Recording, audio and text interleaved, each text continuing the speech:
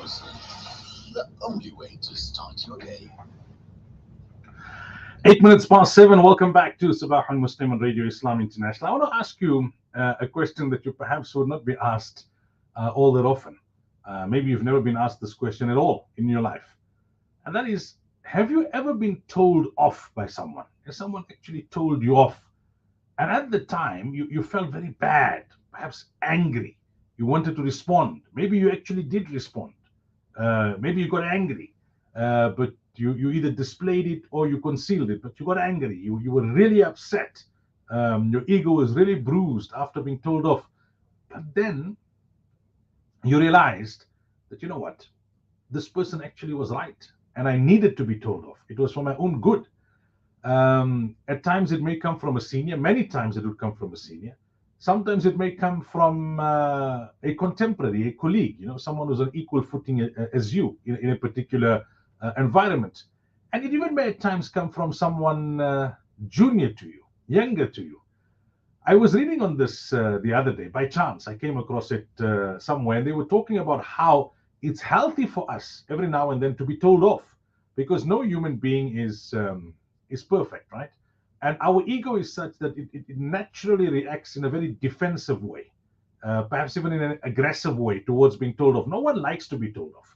And being told off is a broad concept. There's a constructive way of doing it. There's a destructive way of doing that. And I appreciate that. We're actually going to talk more about that in about half an hour's time on the tafsir slot. That even with unbelievers, there's a way of speaking, and you must speak in a better way. But you can be told off in a very nice way as well. Some have mastered the art of telling you to go to hell in the way that you look forward to the journey, as the expression goes. So whether you were told off in a bad way or in a good way, but of course we must all adopt the good way. That's a separate point. You were told off. Even if you were told off in a good way, something you still feel it. You know that this person is actually telling me off. Did you find yourself in a situation like that where you were told off and you got angry, you got defensive, you felt bad about it, and then later on you said, hey, hold on, man, this person is actually right, and they're telling me off for a reason, and they have my best interest at heart, and I need to listen to this, and I need to improve myself. When you tell people off, when you feel the need to tell someone off, then I think it's important to realize that you have to do it in a constructive way. But how do you do it? When you feel you need to tell someone off, a junior, perhaps even a senior, a contemporary, what's the best way of doing it? We all need to be told where the line is sometimes. We all need to be told where to get off. I'm using these expressions. At times we need to be told off. We need to be scolded. We need to be rebuked. And we need to understand that it's for our betterment. We can't have such fragile egos that no one must tell anyone else off, because then you're impacting on my mental health, and then you're being unfair to me, and your criticism is not constructive, and you don't look at the good that I do, you only look at the bad that I do. So that's why I'm taking this up for discussion, and I'm asking our listeners that share with us your thoughts on 072 786 1548. Have you ever been told off? And how did you manage to overcome that injury to your ego? And how did you bring your point to yourself to the point to realize that, you know what, it's actually for my own improvement? Maybe even if all of it is not correct, part of it may be correct. Even if it's a small part of it, let me see how I can look into it, and let me see how I can improve myself as an individual. So share your thoughts in that regard with us on the WhatsApp number or email or whatever you prefer, and we can take it from there, inshallah.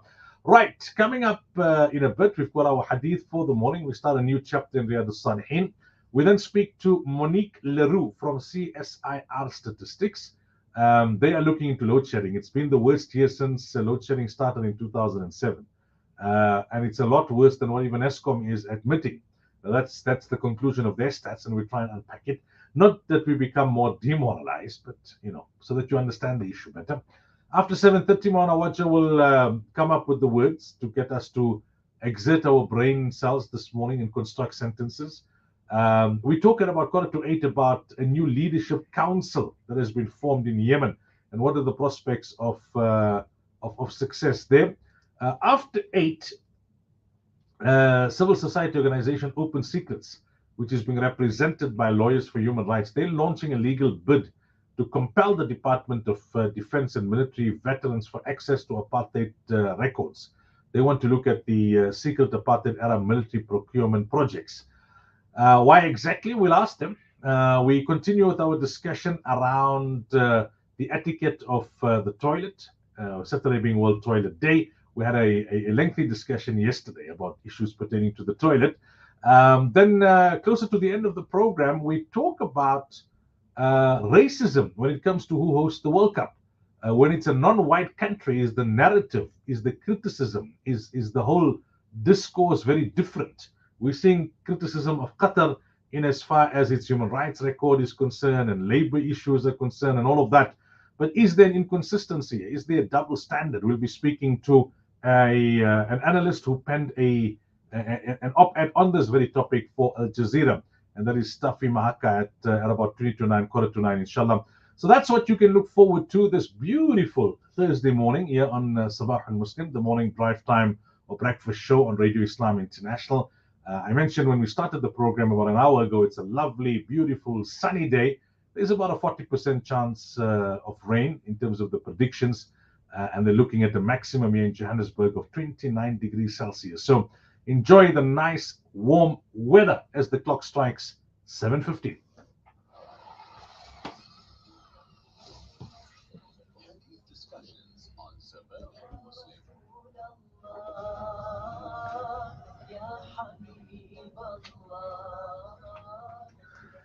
So the previous chapter, that was chapter 34, the title of that chapter was on treating women well. Babul Wasiyyati bin Nisa, treating women well in general, although some of the hadith focused also on the spouse. The next chapter, chapter 35, is more specific. Babu Haqq al-Zawji ala al-Mar'ah, the chapter on the rights of a husband over his wife. So, as is the norm, Imam Nawawi rahmatullah alayhi brings an ayah first up in the chapter. قال الله تعالى, this is Surah An-Nisa, verse 34. أعوذ بالله من الشيطان الرجيم, بسم الله الرحمن الرحيم.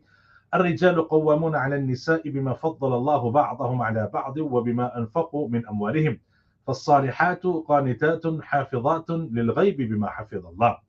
Men have charge of women because of the virtue Allah gave to some of you over others, and because of what they spend from their wealth. So the virtuous women are obedient, and in the husband's absence protect that which Allah has protected. Now many misunderstand this verse and say, well, is this not gender discrimination, that men are in charge of women? No, it's not. As human beings, as servants of Allah, men and women are equal. Not identical, but equal. The relationship is not meant to be competitive, but complementary. However, like everything else in the world, the president has a degree of responsibility over the vice president, the CEO over the junior manager over the ordinary staff member.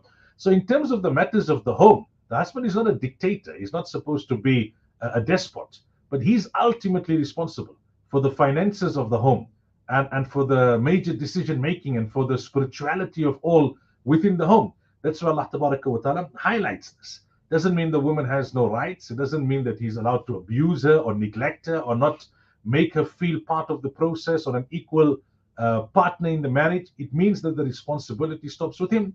And when you have greater responsibility, there's also greater privileges. When you have a higher position in the company, you get a better salary, you get more perks, you get the corner offers, etc. Just to use a very mundane example. So the first hadith here, hadith 281, Allah Tabarak, Nabi Sallallahu Alaihi Wasallam is quoted to have said, وعن أبي هريرة رضي الله عنه قال قال رسول الله صلى الله عليه وسلم إذا دعا الرجل امرأته إلى فراشه فلم تأته فبات غضبان عليها لعنتها الملائكة حتى تصبح متفق عليه. Abu Huraira radiallahu anhu narrates that the Messenger of Allah sallallahu alayhi wasallam said, when a husband calls his wife to bed, meaning for intimate relations, and she does not come to him and he spends the night angry with her, the angels curse her until the morning. This narration is in Bukhari and Muslim. Now here again, many non-Muslims have an objection. They say this is like a woman is being forced to be intimate with her husband. If she's not in the mood, she's not in the mood. Islam is a very balanced, a very pragmatic religion. Of course, if the lady has a valid excuse, she's sick, or there's something really urgent that she needs to tend to, or she's genuinely tired, and it's a rare occasion that this is happening. Ordinarily, she fulfills the rights of her spouse, then whether the husband is angry or not, the angels will not curse her, because Allah Ta'ala is just and Allah is fair. That's one. Second, a woman also has some conjugal rights, and the husband is also obligated to fulfill the conjugal rights of the wife, because the Quran also says وَلَهُنَّ مِثْلُ الَّذِي عَلَيْهِنَّ بِالْمَعْرُوفِ, that women have rights over men in the same way that men have rights over women. So a husband also will be sinful if he unnecessarily and without valid reason does not fulfill the conjugal rights of his wife. So why is it that the hadith only talks about the husband, that if the wife doesn't respond to the call for intimacy by the husband, it's because men are less patient in this regard, and those who are married would know, and science has also proven this. Women have desire, but their desire is perhaps not as frequent as that of men, and men have less patience. Women are able to exercise more patience when it comes to their conjugal needs.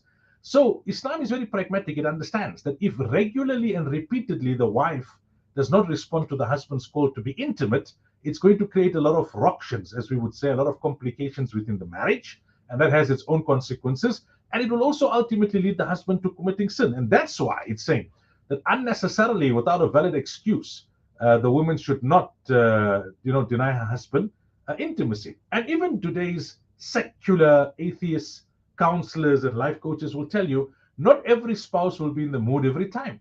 Marriage is about give and take. So sometimes, whether you're the husband or the wife, your spouse may want to be intimate, you may not be in the mood, but then you have to put yourself in the mood, or you've got to go through the process for the sake of the marriage. As long as there's no neglect on a consistent basis. Occasionally, Islam understands, whether it's the husband or the wife, you may be genuinely tired, you may be sick, you may have a valid excuse, and that is to be understood. But this is the very balanced nature of Islam, that do not create a situation where it impacts on your marriage and it opens up the avenues of sin. May Allah Ta'ala grant us the understanding. Right, so like I said, after the break, we talk about the stats by the CSIR about load shedding.